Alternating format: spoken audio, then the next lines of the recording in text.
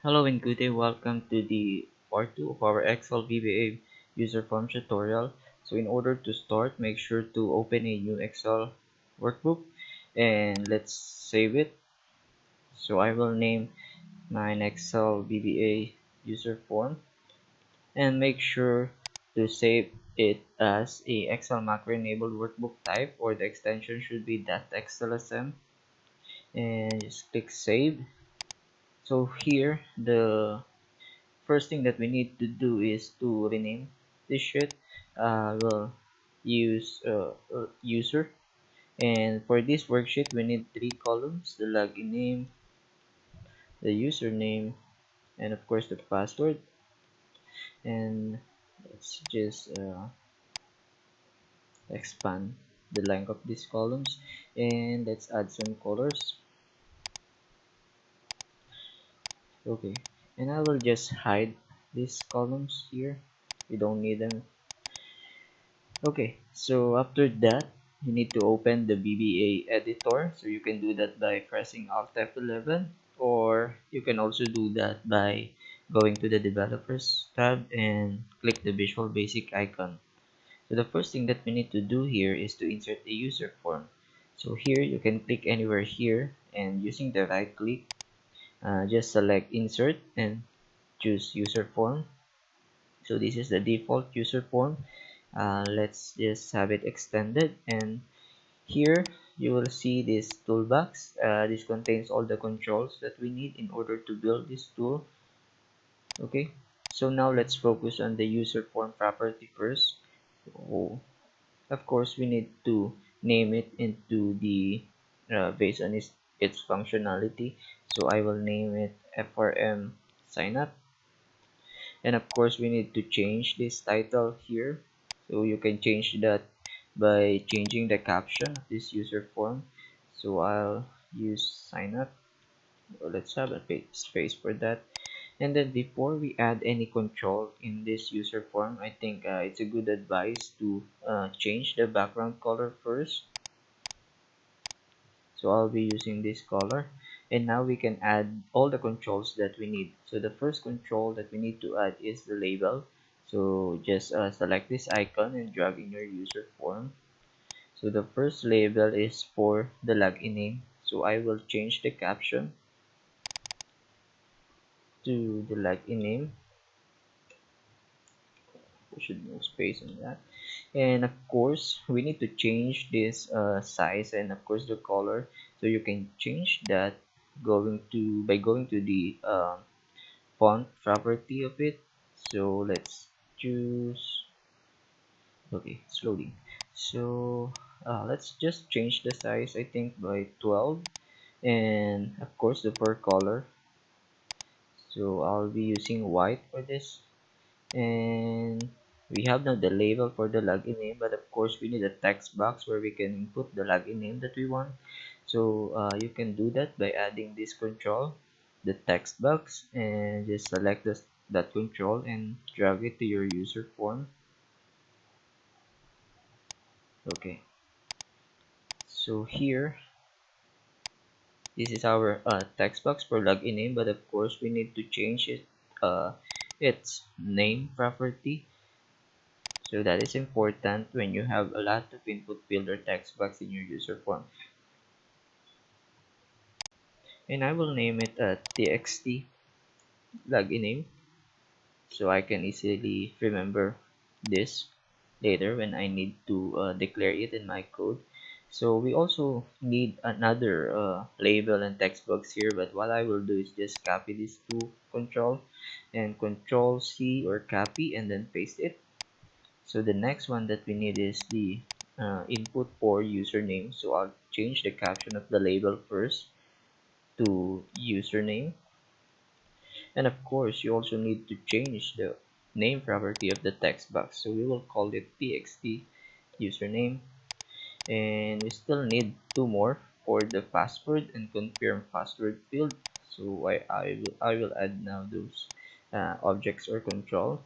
So here it should be the password label, and of course this one should be the txt password. and this should be the confirm password. So we'll just need to extend it and make sure to rename the name property of this control to txt. I'll be using conf password, that stands for confirm password. Okay, and the next control that we need to add here is of course the two buttons, one for save and one for cancel. So just select this control in our toolbox, that is command button, and we'll add it here. So I'll change the name first to cmd save, and of course we need to caption into save, and let's just change the font of course. Okay, and I will just copy this for the cancel button, so I don't need to change again all the properties that I changed for the save button. So I'll just need to change the caption and of course the name of it to cmd cancel. Okay, what I'm thinking right now, so it should be cancel. So now I think that these are all the controls that we only need for this user form. But before we start on the coding, make sure that your password input boxes property, you need to ensure that the password bar of these two text box are declared. So let me just show you why we need to do that. So if you will run it, you will see that all your input in your text box is visible, but of course you know that for password uh, input field, you should be not showing, or you not should not seeing the characters or the letters you are typing in those input field. So in order to do that, just select that controls or those text boxes, and here in the property you need to look for the password bar, and for me I will be using the asterisk, so it will represent all the letters that you will put in this field. So let's try it now. So okay, so I think it's now good, so others will not have visibility of what are you typing in these input fields. Okay, so I think we're now ready with the coding, but we need to make sure what is the first thing that we need to do here.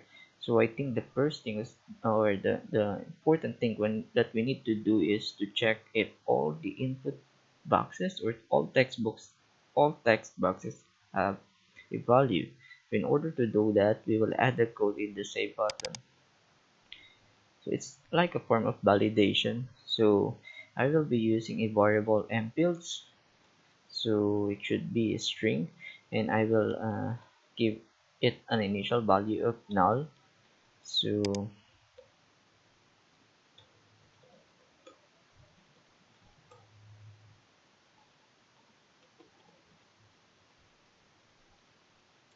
okay, so in order to check each control, the first text box that I will check is the login name. So here, if txt login name that value is equal to null, of course we need to inform the user that he or she needs to populate that. So we will add value to our mfields variable. So it's a concatenation. So later I will show how it works. So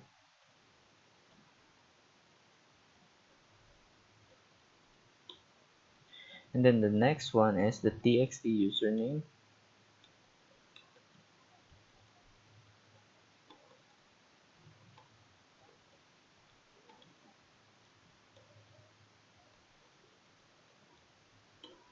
And we also need to for the confirm password and password.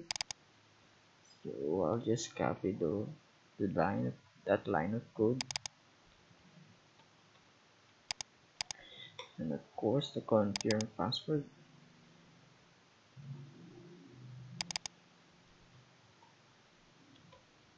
Okay, so now in order to check if all fields are populated, we need to check if our mfields variable is still equals to not, or is it still equals to null. So if mfield is not equals to null, it means that there's a field that is not populated or missed by the user. So we need to inform him or her about that.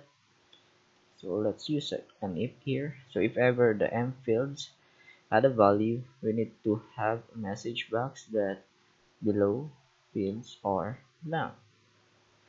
And then let's have here VB new line, and of course let's concatenate whatever the value of our m fields variable.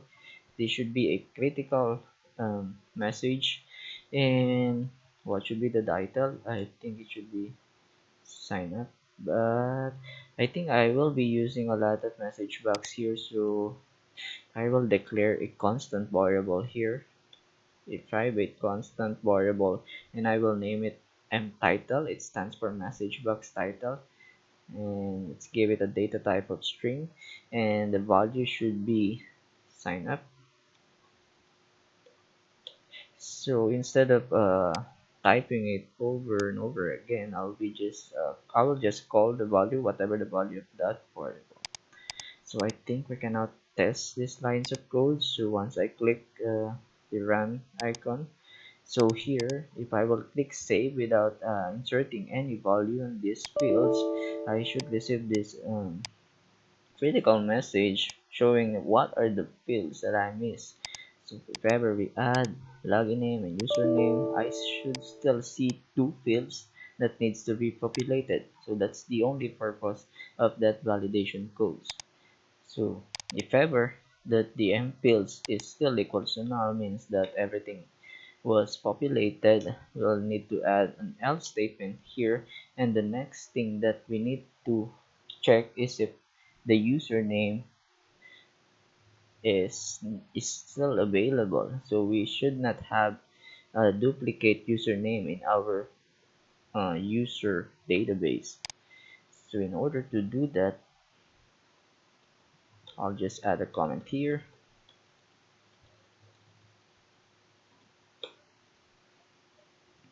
Okay, so we need to deal with this worksheet, but even if we don't have a value yet, later we'll be having a lot of accounts. So still we need to make sure that the username that I will add here is unique and not not being used yet by anyone. So since we will be needing this worksheet, I need to declare that worksheet. So I'll declare a variable here, ush, that will stands for user sheet. It's a worksheet object, and let's set that to this workbook, that sheets user. Okay, and we need to check if there's a username that will match the input of the one creating an account. So we need to create a loop, but of course first we need to the tool needs to know that if there's no any value in our database, uh, it should not proceed on checking the database. So automatically it should know that the username is available. So let's check first how many items are in our database. So let's have an if statement that if ush that cells rows that count, we will be using the column 2 or column B is equals to 1. So what this line of code is doing is that to check what is the last line here, or what is the last row with value. So right now it's only 1, so if I will run this code, it will give me the value of 1, meaning that if this value is 1, there's no need to check if the username is available or not.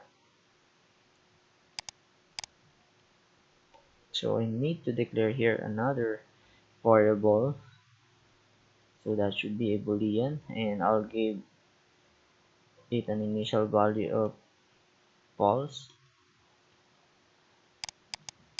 So if ever the last row is 1, it should do nothing. So is available, no, the initial value should be true. And then if ever the last row with value is greater than 1, so the tool should now start checking all the username in our database. So we need to create a loop, and it should start with the row 2, and the end of the loop should be whatever the last row with value in the user worksheet.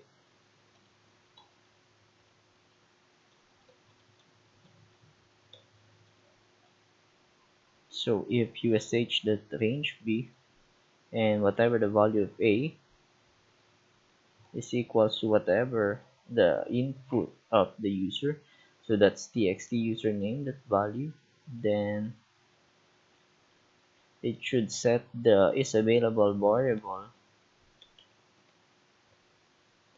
to false and should now end the loop by using the exit for. Okay, so after that we'll just need to check what is the value of the is available variable. If is available is equals to false, then we need to inform the user that the username he or she wants is no longer available. So let's have a message box here that username is not available, and that should be a critical message again. And we're using mtitle variable, and of course we need to clear whatever the value of that username text box, and let's set the focus to that text box. Okay, and now I think we can now test this code. So since we don't have any account yet,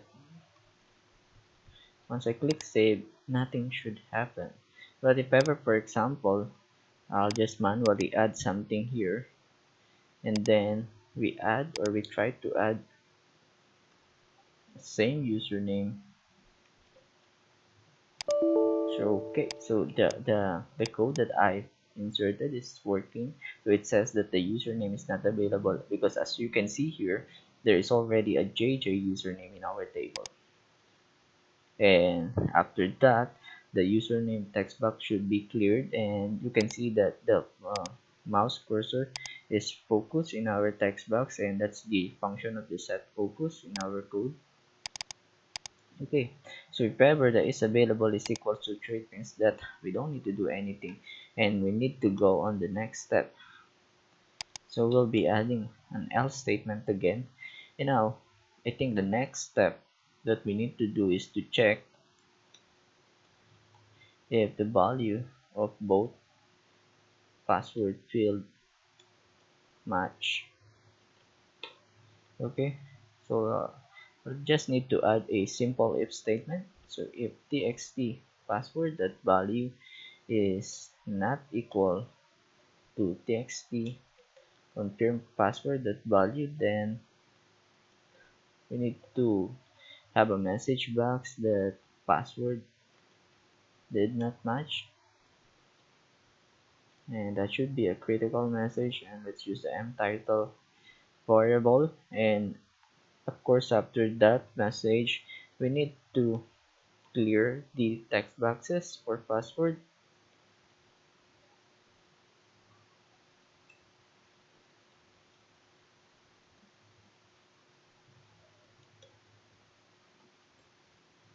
And let's set the focus to the txt password field.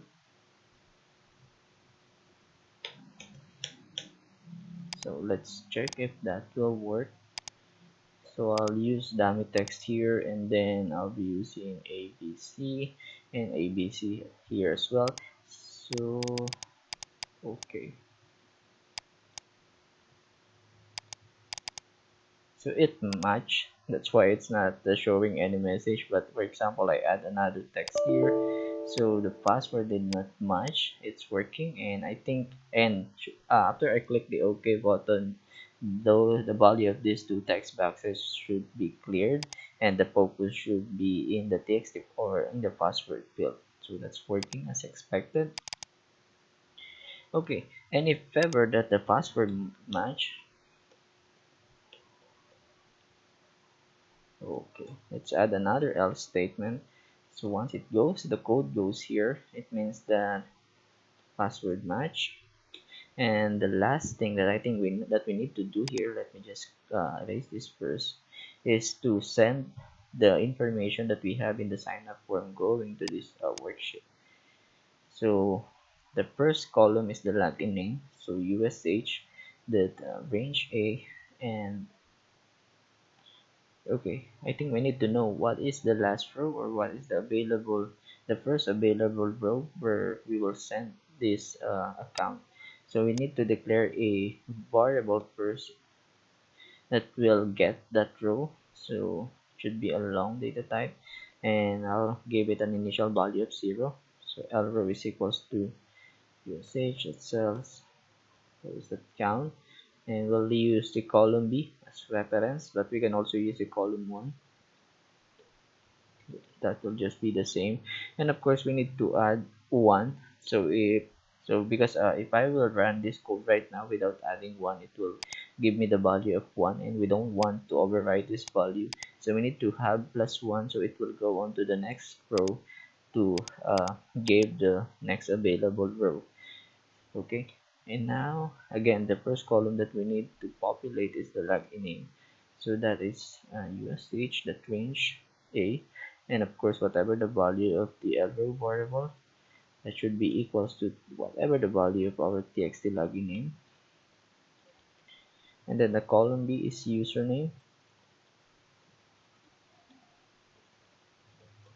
and the last column is the password.